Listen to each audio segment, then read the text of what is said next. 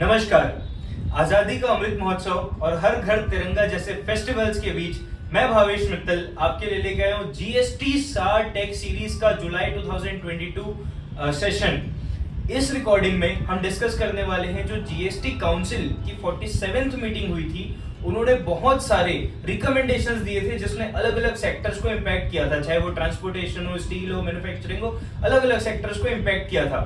सो वो सारे रिकमेंडेशन अब नोटिफाई हो चुके हैं और नोटिफिकेशन बन चुके हैं जुलाई 2022 में। सो हम उसकी एक शॉर्ट ग्लिम्स लेते हुए चलेंगे। साथ ही उन्होंने बहुत सारे रिकमेंडेशन के रूप में क्लैरिफिकेशंस इशू करने बोला था। तो दोस्तों, जीएसटी काउंसिल के वो जो क्लैरिफिकेशन थे वो भी काफी हद तक सर्कुलर्स के फॉर्म में पब्लिक डोमेन में आ चुके हैं। एक और चीज जो बहुत ही महत्वपूर्ण है जानने के लिए वो है सुप्रीम कोर्ट का जजमेंट ट्रान 1 को लेके। ध्यान दीजिएगा, हम इसी अपडेट से अपनी शुरुआत करने वाले हैं। सुप्रीम कोर्ट ने कह दिया जो भी टैक्स पेयर जिसने पुराने रिजीम में जब जीएसटी आया था उस टाइम पे उसका जो सेनवेट का बैलेंस था, जो एक्साइज का क्रेडिट था, जो वैट का क्रेडिट था, उसको वो जीएसटी में कैरी फॉरवर्ड करने में असमर्थ था। ध्यान दीजिएगा, वो जीएसटी में कैरी फॉरवर्ड करने में असमर्थ था और उसने निर्धारित समय पे रिक्वायर्ड टाइम पे ट्रान 1 ट्रान 2 जैसे फॉर्म्स को सबमिट नहीं कर पाया था, may be due to technical difficulties और may not be due to technical difficulties. Supreme Court ने बोल दिया सरकार को कि जीएसटी पोर्टल को आप 2 महीने के लिए खोलिए, सितंबर और अक्टूबर में 1/9/2022 से लेके 31/10/2022 तक, और इन 2 महीनों में कोई भी टैक्स पेयर जिसका पुराना क्रेडिट का बैलेंस था वो अपने ट्रान 1 को फाइल कर सकता है, ट्रान 2 को फाइल कर सकता है, फाइल किए हुए ट्रान 1 और ट्रान 2 को मॉडिफाई भी कर सकता है। सो ये एक बहुत ही इंपॉर्टेंट अपडेट है जिससे ऑलमोस्ट सारे टैक्स पेयर जो जीएसटी रिजीम में कैरी फॉरवर्ड हुए थे वो इंपैक्ट होते हैं। और ये हाई टाइम में अपने ट्रान 1 फॉर्म को जो अपने फाइल कर चुके हैं उसको आप ध्यान से देखिए, ये रिवीजन का मौका है जो आपको दोबारा नहीं मिलेगा। साथ ही बहुत सारे हाई कोर्ट्स के जजमेंट थे। सुप्रीम कोर्ट ने सारे जजमेंट्स, ब्रांड इक्विटी और सारे सिद्धार्थ एंटरप्राइजेस, सारे जजमेंट को ध्यान में रखते हुए बड़ा ही फेवरेबल डिसीजन दिया है। सो इसके साथ हम आगे चलते हैं दोस्तों जीएसटी काउंसिल की एक बहुत ही महत्वपूर्ण रिकमेंडेशन पे जो कि राइस मिल सेक्टर को इंपैक्ट करती है। ध्यान दीजिएगा, पहले जब राइस मिल सेक्टर था या व्हीट मिल सेक्टर था जो फूड प्रोसेसिंग इंडस्ट्री को इंपैक्ट करती है, इन सेक्टर्स में ध्यान दीजिएगा दोस्तों, इन सेक्टर्स में पहले ब्रांडेड नॉन ब्रांडेड देखा जाता था।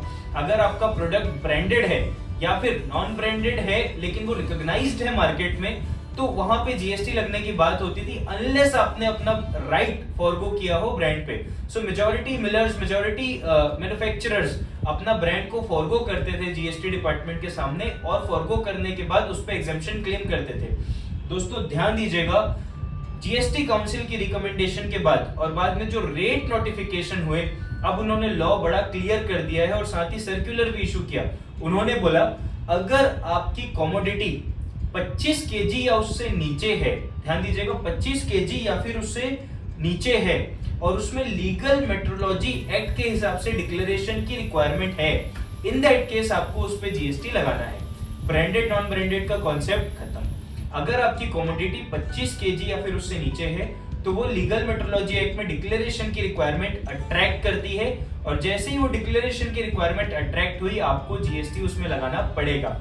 ध्यान दीजिएगा, अगर 25 केजी से ऊपर आप सेल कर रहे हो, अगर आप ऐसी बल्क क्वांटिटी सेल कर रहे हो जो पर पैकिंग 25 केजी से ऊपर है, इन दैट केस आपको लीगल मेट्रोलॉजी एक्ट में डिक्लेरेशन की रिक्वायरमेंट नहीं है और क्योंकि डिक्लेरेशन की रिक्वायरमेंट नहीं है उस पर आपको जीएसटी नहीं लगाना। उसके अलावा उन्होंने बोला कि कुछ इंडस्ट्रियल कंज्यूमर्स होते हैं, कुछ बड़े कंज्यूमर्स होते हैं जो नॉट फॉर रिटेल सेल वाली छोटी छोटी पैकेजिंग खरीदते हैं। इन दैट केस इंडस्ट्रियल और इंस्टीट्यूशनल कंज्यूमर को जो सेल की जा रही है, जिनके बॉक्सेस में क्लियरली लिखा होगा कि not for retail sale, in that case आपको जीएसटी नहीं लगाना। लेकिन अगर आप मल्टीपल छोटे छोटे बॉक्सेस बना रहे हो जो 25 केजी से नीचे हैं, फॉर एग्जांपल राइस का 1-1 केजी के 30 पैकेट, और वो 30 पैकेट को मिला के आप एक बल्क पैकेट कर रहे हो, तो वो बल्क पैकेट में जीएसटी लगाना पड़ेगा। सो अगर मैं समराइज करूं अपनी बात को, 25 केजी या फिर उससे नीचे कोई भी पैकेट है और लीगल मेट्रोलॉजी एक्ट में रिक्वायरमेंट है डिक्लेरेशन की, जीएसटी लगेगा सर 5% के रेट पे। डिफरेंट कमोडिटीज पे डिफरेंट रेट है। मैं एग्जांपल राइस का लेके चल रहा हूँ। 25 केजी से ऊपर की commodity packaging legal metrology act में कोई डिक्लेरेशन की रिक्वायरमेंट नहीं, जीएसटी की भी रिक्वायरमेंट नहीं है। मल्टीपल छोटे छोटे पैकेट्स राइस के 1-1 केजी के पैकेट्स जो कि 30 केजी से ऊपर की एक बड़ी पैकेट में सप्लाई हो रहे हैं। वैसे तो ये 25 केजी से ऊपर हो गए, बट फिर भी इसमें जीएसटी की रिक्वायरमेंट आएगी और वो छोटे पैकेट्स में जीएसटी लगेगा। लेकिन यही छोटे पैकेट्स में अगर नॉट फॉर रिटेल सेल लिखा हो और ये इंस्टीट्यूशनल या इंडस्ट्रियल कंज्यूमर को जा रहे हो तो इस पे कोई जीएसटी की रिक्वायरमेंट नहीं है। सो विद दिस इन्होंने ये पोजीशन को क्लैरिफाई करी और पूरा सिनेरियो चेंज कर दिया। यानी कि अगर आपका ब्रांड पहले आपने फॉरगो किया हुआ था तो अब आप मे बी डिपार्टमेंट के नजरिए से आप उस ब्रांड को वापस से ले सकते हो और फिर भी 25 केजी से ऊपर में आपको एग्जेम्पशन मिलके चलेगी। ये जब नोटिफिकेशन आया था, इनफैक्ट जब रिकमेंडेशन आया था तो बहुत ज्यादा क्योस था इंडस्ट्री में और 18 जुलाई से टैक्स लगने वाला था, लेकिन रातों रात 17 तारीख को ये सर्कुलर देके गवर्नमेंट ने इस बात को क्लैरिफाई करा। तो पूरी इंडस्ट्री में क्योस था और उन्होंने क्योस को वैसे उस तरीके से क्लियर किया था। कुछ एक इंपॉर्टेंट चीजें और आई चेंजेस में, जैसे ट्रांसपोर्टेशन सेक्टर। ध्यान दीजिएगा, हम जीटीए की जो सर्विसेज लेते हैं पहले 2 ऑप्शन हुआ करते थे, या तो जीटीए हमको फॉरवर्ड चार्ज में बिल कर दे या फिर जीटीए गुड्स ट्रांसपोर्ट एजेंसी हमको फॉरवर्ड में बिल नहीं करे बल्कि उसकी ट्रांसपोर्टेशन सर्विसेज पे मैं as a recipient 5% reverse charge में टैक्स को पे कर दूं और उसका मैं क्रेडिट ले लूं। ध्यान दीजिएगा, इन्होंने पूरी 18 जुलाई से मॉडलिटीज में फर्दर इंप्रूवमेंट किया है। इन्होंने बोला हम जीटीए को 2 ऑप्शन देंगे। ध्यान दीजिएगा, गुड्स ट्रांसपोर्ट एजेंसी के नजरिए से सोचेंगे, उनके पास 2 ऑप्शन है। या तो वो अपनी कोई भी सर्विसेज में टैक्स ना लगाएं, ध्यान दीजिएगा, अपनी कोई भी सर्विसेज में टैक्स ना लगाएं और सामने वाला रिसिपिएंट, सामने वाला जो जीटीए की सर्विसेज ले रहा है वो 5% में रिवर्स चार्ज पे करके क्रेडिट ले ले, जैसा अभी चल रहा था वैसा। दूसरा उन्होंने बोला हम जीटीए को फॉरवर्ड चार्ज का ऑप्शन देंगे। ध्यान दीजिएगा, हम जीटीए को फॉरवर्ड चार्ज का ऑप्शन देंगे। फॉरवर्ड चार्ज में जो अभी वो 12% लगा रहे हैं वो मॉडल कंटिन्यू रहेगा विद आईटीसी। साथ साथ मैं वर्ड यूज कर रहा हूं, साथ साथ अगर जीटीए चाहे तो अपनी कुछ एक सप्लाईज में फॉरवर्ड चार्ज में 5% टैक्स लगा सकता है। ध्यान दीजिएगा, जीटीए चाहे तो साथ साथ अपनी फॉरवर्ड चार्ज वाली सप्लाईज में 5% टैक्स लगा सकता है, लेकिन उसके करस्पॉन्डिंग इनपुट उसको नहीं मिलेगा। नाउ अब मल्टीपल क्वेश्चंस दिमाग में आते हैं। क्या अगर मैं एक ट्रक खरीद के लाया and I am a GTA और मैं दोनों टाइप की सप्लाईज दे रहा हूं, मैं 12% फॉरवर्ड चार्ज में दे रहा हूं, 5% फॉरवर्ड चार्ज में दे रहा हूं, मुझे इनपुट कैसे मिलेगा? सर, जो ट्रक का आईटीसी है वो पूरा कॉमन हो जाएगा और प्रोपोर्शनेट वे पे आपको इनपुट मिलेगा। करस्पॉन्डिंग टू 12% वाले के टर्नओवर पे आपको इनपुट मिलेगा, करस्पॉन्डिंग टू 5% वाले के टर्नओवर पे आपको इनपुट नहीं मिलेगा। अगर आपकी प्योरली 5% वाली फॉरवर्ड चार्ज की सप्लाई है तो आप इनपुट कुछ भी नहीं ले सकते। इन दिस वे आपकी मॉडलिटीज नई तरीके से डिजाइन होगी। एक महत्वपूर्ण बात यह है, आप फॉरवर्ड चार्ज के अंदर 5% और 12% साथ साथ बिलिंग कर सकते हो, लेकिन एक चीज बिल्कुल नहीं हो सकती, वो क्या है? वो ये है कि आप फॉरवर्ड चार्ज और रिवर्स चार्ज ये 2 ऑप्शन को आप साथ में लेके नहीं चल सकते। सो इंपॉर्टेंट बात यह है कि 5% forward charge, 5% 12% forward charge, these 2 options are available simultaneously, but reverse charge option is not available simultaneously। इस बात को थोड़ा सा ध्यान में रख के चलेंगे। फर्दर उन्होंने बोला कि जो भी goods transport agency forward charge के ऑप्शन में जाना चाहती है, ध्यान दीजिएगा, जो भी goods transport agency forward charge के ऑप्शन में जाना चाहती है उनको करंट फाइनेंशियल ईयर यानी कि फाइनेंशियल ईयर 22-23 के लिए 16 अगस्त तक एक डिक्लेरेशन देके आना पड़ेगा कि हम फॉरवर्ड चार्ज में जाना चाहते हैं, और अगले फाइनेंशियल ईयर के लिए 15 मार्च से पहले वो डिक्लेरेशन देना पड़ेगा अगर आप अगले फाइनेंशियल ईयर से फॉरवर्ड चार्ज में जाना चाहते हो तो। उसके अलावा कुछ एक इनवॉइस में डिक्लेरेशन और ये सब की बातें हैं, जो जीटीए फॉरवर्ड चार्ज में उनको डिक्लेरेशन देना है, जो रिवर्स चार्ज में उनको डिक्लेरेशन देना है, वो स्पेसिफिक चीजें अपन टेक केयर करके चलेंगे। हॉस्पिटल सेक्टर में एक बहुत ही महत्वपूर्ण चेंज उन्होंने किया है। उन्होंने बोला है कि अगर कोई भी पेशेंट जाके एडमिट होता है और हॉस्पिटल की हेल्थ केयर सर्विस को रिसीव करता है, उस टाइम पे अगर वो जो रूम जिसमें वो रह रहा है उसको 5,000 रुपए से ऊपर का चार्जेस अगर पड़ते हैं, यानी कि हॉस्पिटल अगर मुझसे एज अ पेशेंट 5,000 रुपए पर रूम लेता है, पर डे 5,000 रुपए पर रूम पर डे लेता है, तो 5,000 रुपए से ऊपर में वो रूम रेंट की वैल्यू पे जीएसटी चार्ज होगा 5% विदाउट आईटीसी। ध्यान दीजिएगा, हॉस्पिटल जो आज तक जीएसटी के एग्जेम्पशन का लुत्फ उठा रहे थे, अब उनको जीएसटी के नेट में लाया गया है। बोला जा रहा है, जो गवर्नमेंट चाहती है, गवर्नमेंट ने नोटिफाई किया है कि अगर रूम रेंट 5,000 रुपए पर डे से ऊपर है, इन दैट केस जो रूम रेंट की वैल्यू है पूरी की पूरी, उस पे 5% जीएसटी देना होगा विदाउट आईटीसी। सो ये एक इंपॉर्टेंट अमेंडमेंट है जो हॉस्पिटल सेक्टर को इफेक्ट करता है।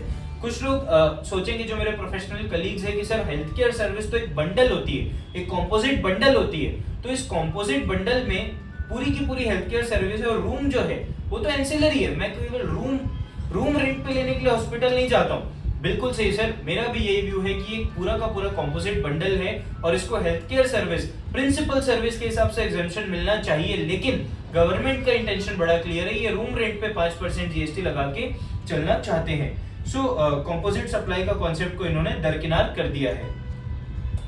फर्दर इन्होंने बोला कि जितने भी टाइप के टार हैं, अभी जब आप क्लासिफिकेशन एंट्री देखेंगे तो जो टार कोल से निकलता है उस पे 5% जीएसटी था, लेकिन कुछ जो अदर मिनरल टार होते हैं, अदर मिनरल टार में भी फ्रॉम वुड, उसमें 18% जीएसटी था।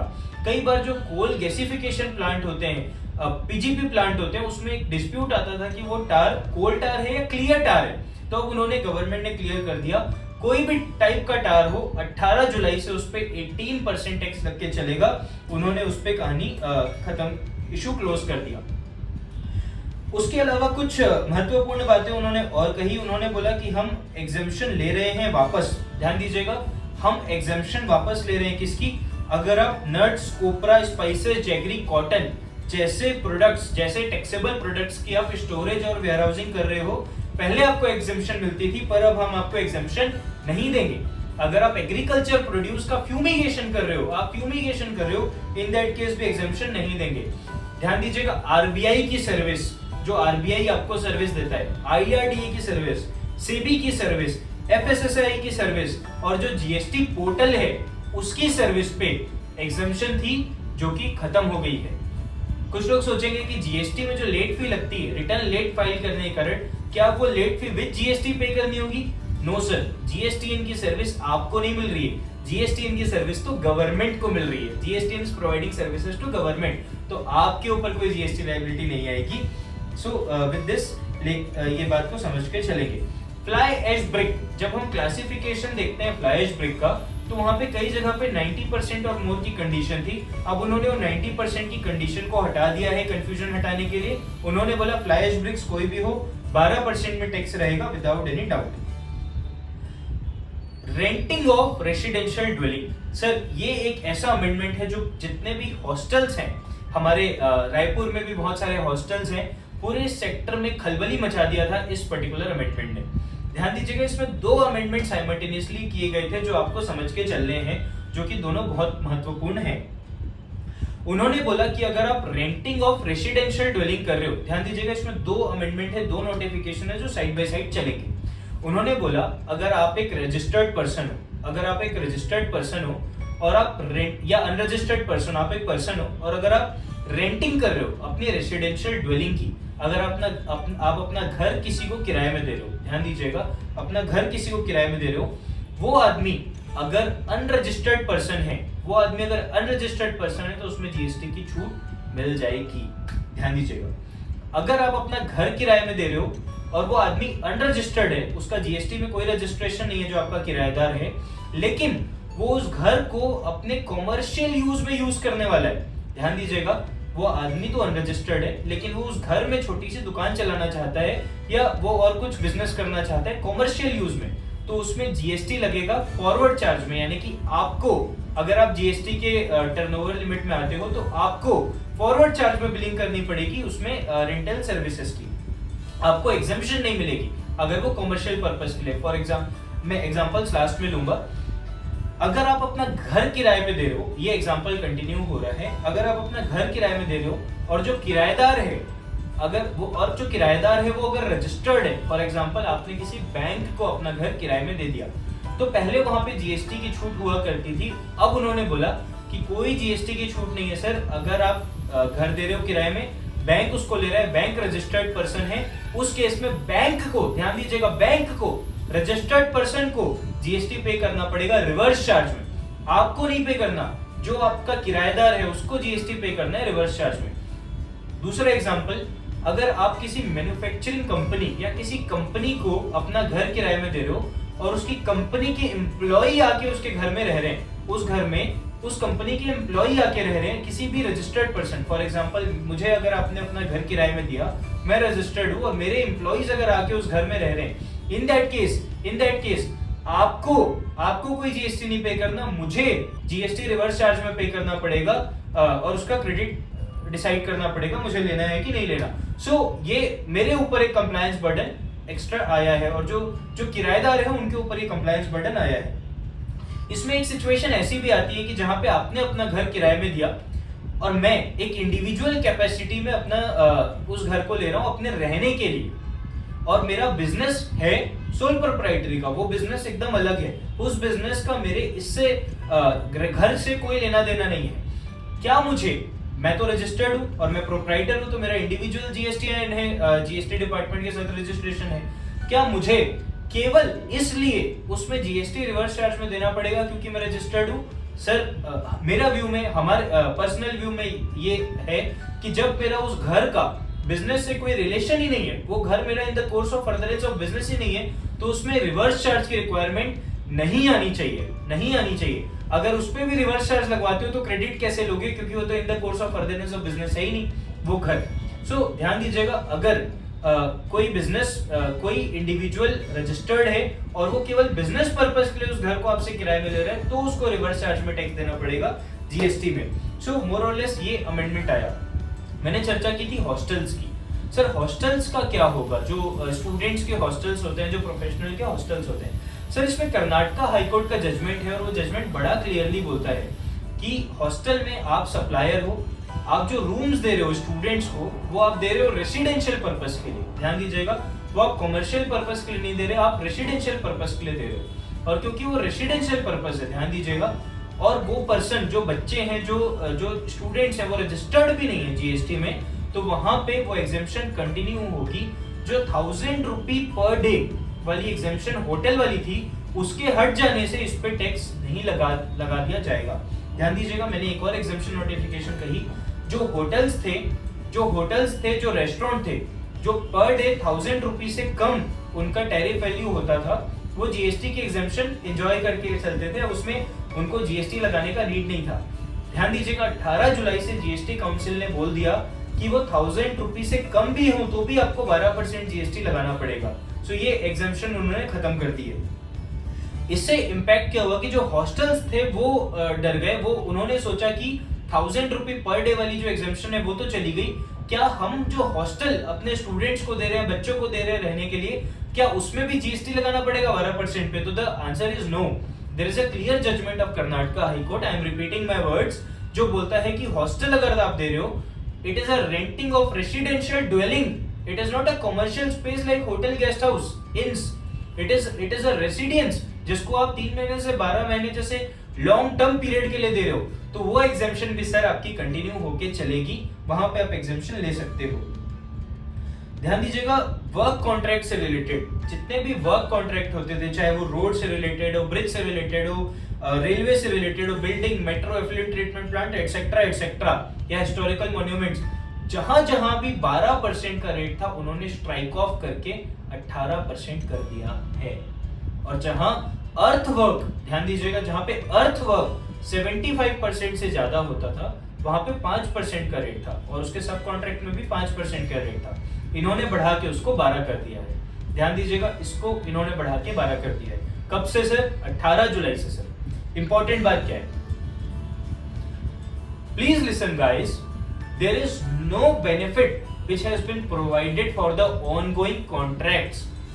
यानी कि अगर किसी कॉन्ट्रैक्टर का किसी से कॉन्ट्रैक्ट लिया हुआ है और वो कॉन्ट्रैक्ट इंक्लूसिव है, यानी कि आपको 2 करोड़ रुपए मिलेंगे जीएसटी मिला के, जीएसटी शामिल करके 2 करोड़ रुपए मिलेंगे, तो उस बेचारे कॉन्ट्रैक्टर को वो 6% 12 से 18 का जो चोट है वो खुद सहनी पड़ेगी। उनको कोई जीएसटी डिपार्टमेंट ने बेनिफिट नहीं दिया है कि आप ऑन कोई प्रोजेक्ट में एटलीस्ट आप 12 लगा लो। जहां पे कॉन्ट्रैक्ट ऐसा है 2 करोड़ रुपए प्लस जीएसटी, 1.5 करोड़ रुपए प्लस जीएसटी, वहां तो वो 18 जुलाई के बाद 18% चार्ज कर लेंगे, वहां तो वो 18 जुलाई के बाद 18% चार्ज कर लेंगे, लेकिन जहां पे कॉन्ट्रैक्ट इंक्लूसिव है वहां पे क्या? This is a big big big problem which has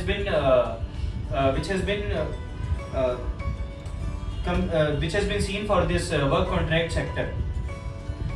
दूसरा उन्होंने बोला कि गुड्स कैरियज की अगर आप रेंटिंग करते हो तो जो क्लासिफाइबल थी, जो गुड्स कैरियज माइंस जिनकी होती हैं, माइंस के पास जो गुड्स कैरियज अपन रेंटिंग में लेते हैं वो अदरवाइज 18% में क्लासिफाइड थी, लेकिन क्योंकि जो गुड्स कैरियज आप ले रहे हो विथ फ्यूल, ध्यान दीजिएगा, गुड्स कैरियज विथ फ्यूल अगर आप ले रहे हो तो उसमें फ्यूल का कंपोनेंट भी है, और क्योंकि उसमें फ्यूल का कंपोनेंट भी है तो वहां पे जीएसटी 18 नहीं अब से 12% लगाया जाएगा। सो अगर आप विथ फ्यूल ले रहे हो गुड्स कैरियज रेंटिंग में और वो भी विथ ऑपरेटर, तो वहां पे 12% का रेट आपको मिलके चलेगा, पहले 18% का होता था। उसके अलावा उन्होंने कुछ जीएसटी की जो 3B रिटर्न है उसमें डिस्क्लोजर रिक्वायरमेंट में चेंजेस किए हैं। ध्यान दीजिएगा, मैं बहुत ही शॉर्ट वे में बोलूंगा, ये चेंजेस इस मंथ से यानी कि जून मंथ का जो जुलाई में रिटर्न गया तब से एप्लीकेबल हो जाने चाहिए थे, बट जीएसटी पोर्टल तो लॉ से भी बड़ा है, जीएसटी पोर्टल में वो फैसिलिटी अपडेट नहीं हो पाई, उसीलिए अब वो शायद नेक्स्ट मंथ तक अगर वो डिप्लॉय कर पाए तो नेक्स्ट मंथ से ये अपडेट लगेंगे। ध्यान दीजिएगा, पहले मैं क्या करता था, अगर मेरा कोई क्रेडिट इनएलिजिबल है तो मैं उसको जीएसटी के रिटर्न्स में लेता ही नहीं था, पर अब मुझे ऐसा नहीं करना, जितना भी क्रेडिट मुझे 2B में दिखेगा उतना मुझे लेना है, और उसके बाद अगर उसमें से कुछ इनएलिजिबल है तो मुझे उसको रिवर्सल करना है। सो ये डिटेल्ड फ्लायर आप लोगों से पहले शेयर किया हुआ है कि टेबल 4A में क्या दिखाना है, 4B1 में क्या दिखाना है, 4B2 में क्या दिखाना है। तो आज की डेट में कुल मिला के पोजीशन ये है कि अगर आपने कोई भी क्रेडिट आपका 2B में दिख रहा है, आपको पूरा पहले अवेल करना है, और ड्यू टू एनी रीजन, ध्यान दीजिएगा, ड्यू टू एनी रीजन, या तो वो क्रेडिट इनएलिजिबल है या आपके गुड्स और सर्विस रिसीव नहीं हो या कुछ भी आपको नीचे उसको रिवर्सल में दिखाना है। और रिवर्सल में भी 2 मोडेलिटीज वो लेके आ गए हैं, टेम्पररी रिवर्सल और डिटेल्ड रिवर्सल, या टेम्पररी रिवर्सल, परमानेंट रिवर्सल। आपका फूड का क्रेडिट है, आपका कोई बिल आया होटल का जिसमें फूड कंपोनेंट है और आप वो क्रेडिट को नहीं लेना चाहते, वो क्रेडिट को आप रिवर्स करोगे परमानेंट रिवर्सल वाले कॉलम के अंदर। लेकिन अगर आपका ऐसा कोई टेम्पररी रिवर्सल है, फॉर एग्जांपल आपने अपने वेंडर को पेमेंट नहीं किया 180 डेज के अंदर तो आप उसको टेम्पररी रिवर्सल में डालोगे, और बाद में, ध्यान दीजिएगा, बाद में जब आपका वेंडर को आप पेमेंट कर दोगे तो आप वो क्रेडिट को वापस से रीअवेल करोगे।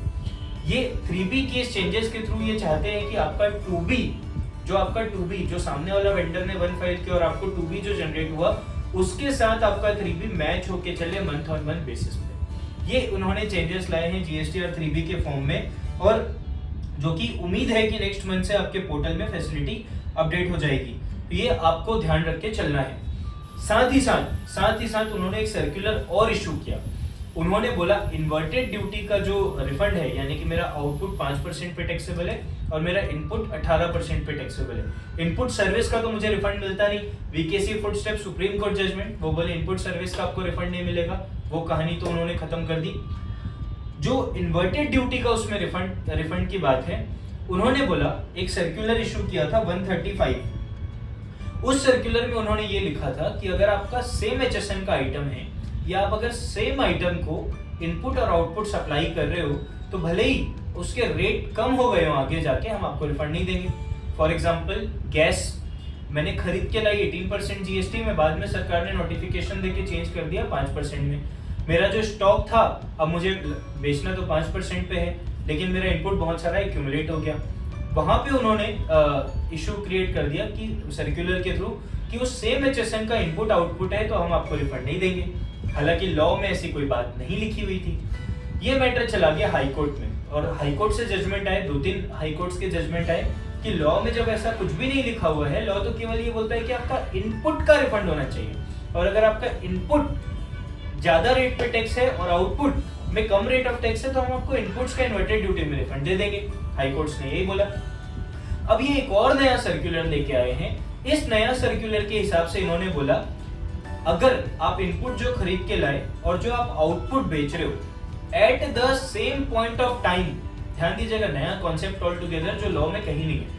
At the same point of time अगर ये 2 रेट ऑफ टैक्स अट्रैक्ट कर रहे हैं, इन दैट केस हम आपको रिफंड देंगे, अदरवाइज नहीं देंगे। समझाते हैं एग्जांपल से। फॉर एग्जांपल, आपने कुछ स्टील की प्लेट्स खरीद के लाई और स्टील की प्लेट्स 18% पे टैक्सेबल थी। सपोज वो स्टील की प्लेट्स को आप मिलिट्री व्हीकल के लिए दे रहे हैं, तो there is a concessional notification जो कि 5% पे 5% रेट चार्ज करने बोलता है। तो इन दैट केस आप जब लेके आए तो 18% जीएसटी आपने सप्लाई किया, इन दैट केस वहां 5% GST under the concessional notification. अगर ये सिचुएशन है तो आपको रिफंड मिलेगा। लेकिन इसके अलावा अगर कोई सिचुएशन है, फॉर एग्जांपल जो मैंने गैस वाला एग्जांपल लिया, आपने लेके आए 18% पे, नोटिफिकेशन आया रेट कम हुआ, नोटिफिकेशन आया रेट कम हुआ, इन दैट केस जो एक्यूमुलेशन है वहां ही आपको रिफंड नहीं देंगे। At the same point of time, यानी कि आज आप खड़े हो और आज आप खड़े होके देख रहे हो, तो आपको दोनों रेट दिखने चाहिए। अगर मैं कंसेशनल करूंगा तो 5% और मैं नॉर्मल बेचूंगा तो 18%। इन दैट केस आपको रिफंड मिलेगा। लेकिन ध्यान दीजिएगा, लेकिन जो दूसरा केस है, जो रिवर्स केस है कि नोटिफिकेशन आया बाद में रेट कम हुआ, वहां रिफंड नहीं मिलेगा। ध्यान दीजिएगा, ये हाई कोर्ट्स के जजमेंट के एकदम विरुद्ध सर्कुलर है। This circular is totally against high court judgment. A circular can not define the law, it can only clarify the law. It is also against this principles. तो ये issues ये continue रहेंगे। उसके अलावा उन्होंने बहुत सारी और अमेंडमेंट्स किए, जैसे कि कुछ इन्वर्टेड ड्यूटी रिफंड का फॉर्मूला में चेंज किया। जो सुप्रीम कोर्ट का जजमेंट था इन्वर्टेड ड्यूटी रिफंड को लेके, वीकेसी फुटस्टेप, उसमें सुप्रीम कोर्ट ने बोला था ऑल्दो इनपुट सर्विस का आपको रिफंड नहीं देना, पर जो इनपुट सर्विस का जो आपका फॉर्मूला है इन्वर्टेड ड्यूटी रिफंड का, उसमें जब आप फॉर्मूला जो माइनस करते हो, आप आउटपुट में जो टैक्स पेमेंट आप माइनस करते हो, उसको आपको इनपुट सर्विस के रेशियो से एडजस्ट करना पड़ेगा। सो ये आपको डिटेल्ड आर्टिकल हमारा मिल जाएगा इसमें लिखा हुआ, उसको आप पढ़िए तो आपको बेटर क्लैरिटी आएगी। ये शॉर्ट वीडियो में नहीं समझाया जा सकता। सो वो इन्होंने अमेंडमेंट किया है जो कि हमारे व्यू में रेट्रोस्पेक्टिवली एप्लीकेबल है। तो अगर आपका इन्वर्टेड ड्यूटी का रिफंड बनता है तो उस फॉर्मूला जो आपने पुराने फॉर्मूले से अप्लाई किया है, आप वापस से 2017 से आप देखिए कि नए फॉर्मूले के हिसाब से उसमें आपको बेनिफिट मिल सकता है क्या। और अगर आपको कोई भी बेनिफिट मिलता हो, it is the high time, month on month आपको उसको इमीडिएट इफेक्ट लेना चालू करना चाहिए। सो विद दिस हम प्रोसीड करते हैं दूसरे क्लैरिफिकेशन पे। कुछ एक क्लैरिफिकेशन उन्होंने बोला कि जो एम्प्लॉय रिलेटेड ब्लॉक्ड क्रेडिट्स हैं, जो सेक्शन 17(5) का सी है, जो कि कुछ एम्प्लॉय रिलेटेड क्रेडिट्स को ब्लॉक करता है, जैसे travel benefits extended to employ, food and beverages, club warehouse, ये सारी इनपुट्स नॉर्मली नहीं मिलती। लेकिन अगर एम्प्लॉयर के ऊपर ये ऑब्लिगेटरी हो कि आपको देना ही देना है, इन दैट केस उसका बेनिफिट वहां पे जीएसटी का मिल जाता था। तो ये चीज एक मिथ था, एक थॉट प्रोसेस था कि जो ट्रैवल बेनिफिट्स, ये फ्लो कैसा था, फूड एंड बिवरेजेस पे नहीं मिलेगा, क्लब और फिटनेस सेंटर पे नहीं मिलेगा, ट्रैवल बेनिफिट्स पे नहीं मिलेगा। और ठीक ट्रैवल बेनिफिट्स वाली लाइन के नीचे उन्होंने लिखा था कि अगर ये ऑब्लिगेटरी है तो मिल जाएगा। तो एक व्यू ये बनता था, प्रोफेशनल व्यू, कि अगर ये जो ऑब्लिगेशन वाला क्लॉज है वो केवल ट्रैवल बेनिफिट्स पे लगता है। अगर food and beverages, beauty treatment, rent cab, ये सारी चीजें ऑल्दो ऑब्लिगेटरी है तो भी इस पे वो बेनिफिट नहीं मिलेगा। कुछ एक एडवांस रूलिंग भी आई, तो सरकार ने बोला नहीं सर, ये तीनों कैटेगरी पे अगर वो नीचे ऑब्लिगेशन एग्जिस्ट करता है प्रोविजनों में, तो तीनों कैटेगरी पे वो बेनिफिट मिलके चलेगा। दूसरा एक बड़ा प्रॉब्लम ये आता था इंडस्ट्री में कि रेंटिंग ऑफ मोटर व्हीकल पे इनपुट ब्लॉक है, तो वहां पे वर्ड यूज होता था लीजिंग और रेंटिंग ऑफ मोटर व्हीकल। कुछ एक व्यू थॉट प्रोसेस ये आते थे कि लीजिंग, हर टाइप की leasing, all types of leasings are blocked. तो उन्होंने क्लैरिफाई किया, no sir, only leasing of motor vehicle is blocked for the purpose of taking credit. उन्होंने बोला एम्प्लॉयर एम्प्लॉय के बीच के ट्रांजैक्शन में जो भी एम्प्लॉयमेंट एग्रीमेंट के तहत जाएगा, वो शेड्यूल 3 से जीएसटी में बाहर रहेगा, वो परक्यूजिट शेड्यूल 3 से बाहर रहेंगे, उसमें जीएसटी की कोई बात होके नहीं चलेगी। फिर उन्होंने कुछ डीम्ड एक्सपोर्ट से रिलेटेड क्लैरिफिकेशन दिए कि उसका इनपुट रिवर्सल नहीं करना पड़ेगा सामने वाले डीम्ड एक्सपोर्ट के रिसिपिएंट को, और वो 17(5) में काउंट भी नहीं होगा। उन्होंने बताया क्रेडिट लेजर का यूज मैं आउटपुट टैक्स के पेमेंट के लिए कर सकता हूं, मैं उसको इंटरेस्ट पेनल्टी फीस और कैश रिफंड के लिए यूज नहीं कर सकता। कैश लेजर का मैं इंटरेस्ट पेनल्टी फीस या किसी भी अमाउंट को पे करने के लिए कर सकता हूं। उसके बाद उन्होंने एक महत्वपूर्ण क्लैरिफिकेशन दिया फेक इनवॉइसिंग के लिए। सो दोस्तों ये सारे मेजॉरिटी अपडेट्स थे जिन्होंने बहुत सारी इंडस्ट्रीज को इम्पैक्ट किया है, चाहे वो ट्रांसपोर्टेशन इंडस्ट्री हो, इसमें बहुत सारी आपके इम्पैक्ट, ऑल्दो डायरेक्टली आपके ऊपर कोई इम्पैक्ट नहीं हो पर इनडायरेक्टली आपके ऊपर बहुत इम्पैक्ट हो सकता है कल चल के आपको अपने ट्रांसपोर्टर को देखना ट्रांसपोर्टर की इनवॉइस में आपको 5% जीएसटी चार्ज होकर दिखे। सो सर ये सारे अमेंडमेंट्स आपको किसी न किसी रूप में जरूर से इफेक्ट करेंगे और मैंने ये कोशिश की कि हम इसको डीपली समराइज कर पाए आपके सामने। और साथ ही सर जो प्री पैक्ड, प्री लेबल्ड है और इनफैक्ट जितने भी ये मैंने अमेंडमेंट्स आपको बोले, इन सब के कंप्रहेंसिव और डिटेल्ड आर्टिकल हमारे ऑथर किए हुए हैं। तो आप किसी भी चीज में आपको डिटेल्ड आर्टिकल देखने का हो तो आप वो रेफर कर सकते हैं। With this, I would like to thank you so much for watching this short video. Thank you.